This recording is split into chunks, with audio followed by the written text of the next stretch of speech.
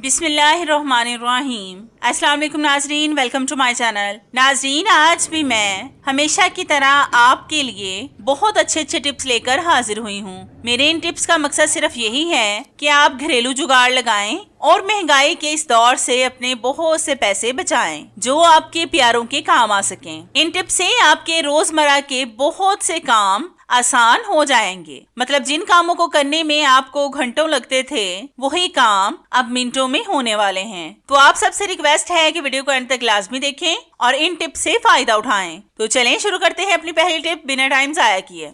नाज़रीन, आपने अक्सर देखा होगा कि हमारे गैस स्टोव के बर्नर्स बहुत ज्यादा खराब हो जाते हैं और इन पर जंग भी बहुत ज्यादा लग जाता है। फिर इनके सुराख बंद हो जाते हैं। फिर इन सुराखों को खोलने में हमारा बहुत सा वक्त जाया हो जाता है और जब हम गैस स्टोव का इस्तेमाल करें तो सिलेंडर भी बहुत जल्द खत्म हो जाता है। और इस वजह से अगर हम गैस सिलेंडर का इस्तेमाल करते हैं तो हमारा सिलेंडर बहुत जल्द खत्म हो जाता है। आज मैं आपको इन बर्नर्स को साफ करने की बहुत जबरदस्त टिप बताऊंगी जिससे आपका सिलेंडर भी जल्दी खत्म नहीं होगा। तो इसके लिए सबसे पहले हम इन बर्नर्स को दो अलग अलग प्लेटों में रखेंगे। आप प्लास्टिक की भी प्लेटें ले सकते हैं और स्टील वगैरह की भी, लेकिन आपने एल्युमिनियम के बर्तन का इस्तेमाल नहीं करना क्योंकि वो काले भी हो सकते हैं। अब हम इन पर अच्छी तरह से हार्पिक डालेंगे। आपने दोनों बर्नर्स पर अच्छी तरह से ही हार्पिक डालना है। ये मेरे किचन का हार्पिक है जिससे मैं अपने किचन की चीजों को साफ करती हूँ। इसको मैंने अलग से रखा हुआ है। अब हम इस पर डालेंगे बेकिंग सोडा।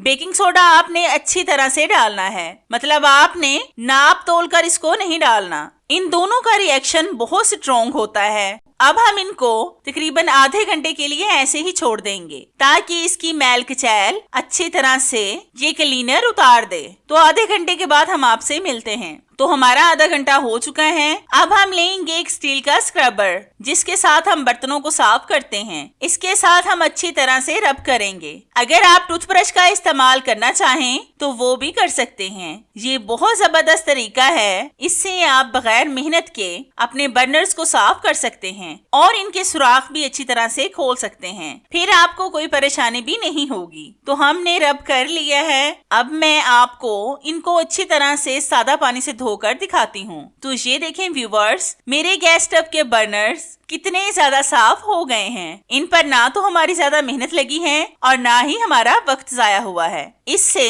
हमारी गैस भी ज्यादा जाया नहीं होगी और हमने आज बहुत से पैसे भी जाया होने से बचा लिए हैं। आप भी लाजमी एक बार इस टिप को ट्राई करके देखिए, आपको इसका रिजल्ट इंशाल्लाह 100% मिलेगा।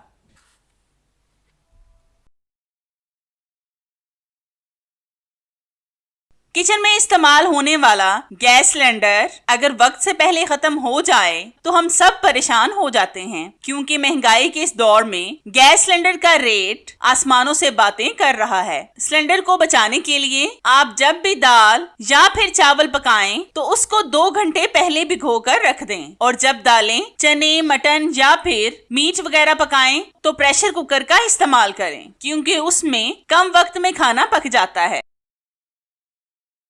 कि जब आप सब्जी वगैरह पकाएं तो सब्जी या फिर मसाला वगैरह को पहले से काट कर, कूट कर और धोकर रख लें और हर तरह का मसाला जो आप सब्जी में इस्तेमाल करते हैं उनको सामने रखें ताकि आपको कोई परेशानी ना हो। इस तरह भी आप बहुत कम वक्त में सब्जी पका सकते हैं।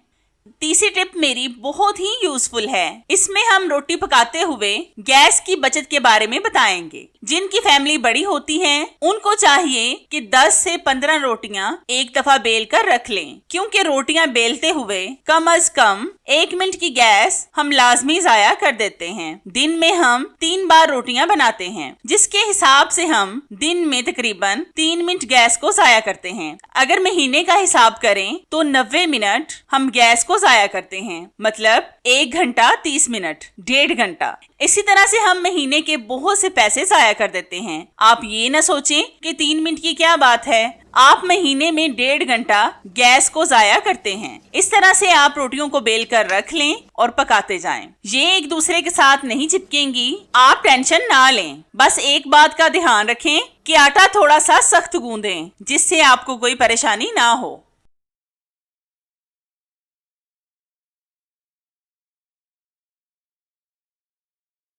कि जब भी आप गैस स्टव पर कुछ पका रहे होते हैं, मसलन दूध या फिर चाय, तो वो अक्सर उबल कर नीचे गिर जाती है, जिससे गैस स्टव के बर्नर्स बंद हो जाते हैं। इस तरीके से बर्नर्स के कुछ सुराख खुले रहते हैं और कुछ बंद हो जाते हैं। इस वजह से भी हमारी बहुत सी गैस जाया हो जाती है। इन बर्नर्स को खोलने के लिए आप टूथपिक का इस्तेमाल करें। अगर आपके पास टूथपिक्स नहीं है तो आप सुई या फिर माचिस की तीली का भी इस्तेमाल कर सकते हैं। इससे इनके सुराख खुल जाएंगे और फिर इससे आपकी गैस भी जाया नहीं होगी।